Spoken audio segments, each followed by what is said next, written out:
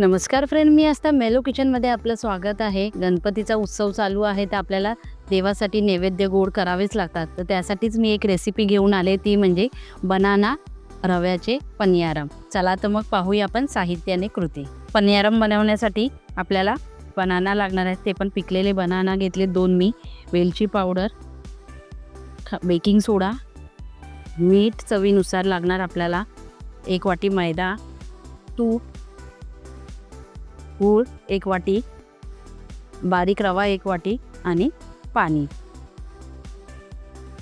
चला तर मग सुरुवात करूया आपल्या कृतीला.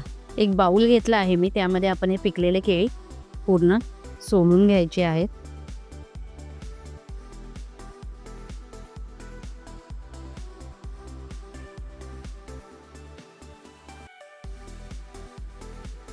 ही दोन्ही केळी आपल्याला स्मॅश करून घ्यायची आहेत व्यवस्थित स्पूनच्या साहाय्याने.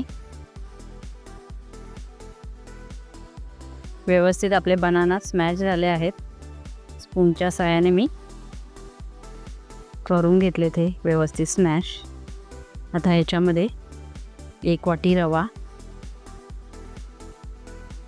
1 वाटी मैदा,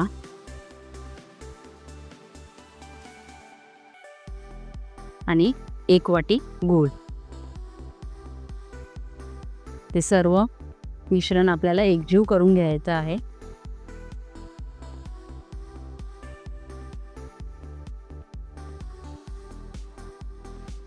आता यामध्ये 1/2 टीस्पून इतकी वेलची पावडर आणि थोडं चवीनुसार आपल्याला मीठ सुद्धा यामध्ये ॲड करायचं आहे. आता हे पुन्हा मी हाताच्या साहाय्याने सगळं एकत्र करून घेते.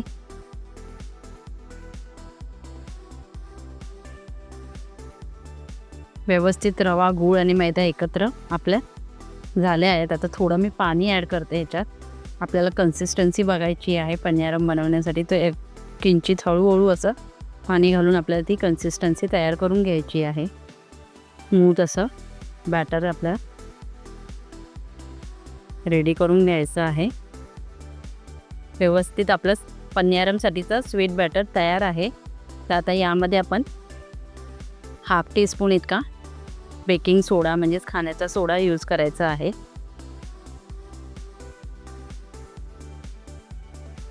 व्यवस्थित मिक्स करून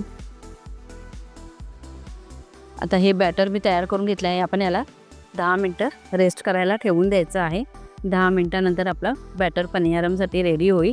मग आपण हे आप्याच्या भांड्यामध्ये आपण त्याचे छान असे पनियारम तयार करून घेऊया.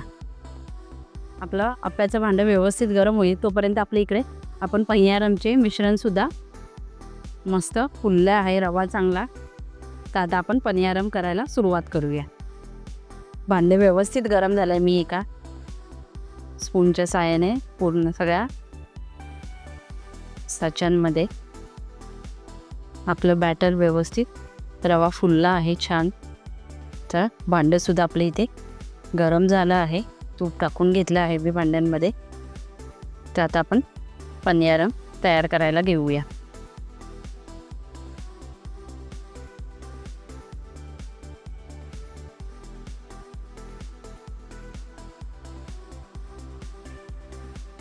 सर्व भांड्यामध्ये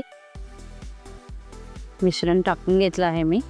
आपण याच्यावर झाकण लावून घेऊया आणि 5 मिनटं व्यवस्थित फ्राय होऊन द्यायचे आहेत दोन्ही बाजूंनी. 5 मिनटं झाली आहेत. मी वरचं झाकण काढून घेऊया आपण. एका साईडने व्यवस्थित आपले आप्पे तयार झाले आहेत. दुसरी बाजूसुद्धा तशीच फ्राय करून घेऊया. व्यवस्थित दुसऱ्या साईडने सुद्धा मी वरच्या बाजूने तूप सोडून देते, जेणेकरून दुसऱ्या साईडने सुद्धा व्यवस्थित क्रिस्पी आप्पे आपले तयार होतील.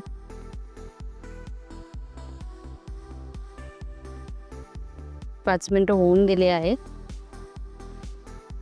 गॅस बंद करून घेते मी. दुसऱ्या बाजूने सुद्धा मस्त आपले क्रिस्पी असे बनाना आणि रव्याचे पनियारम रेडी झाले आहेत बाप्पाच्या नैवेद्यासाठी.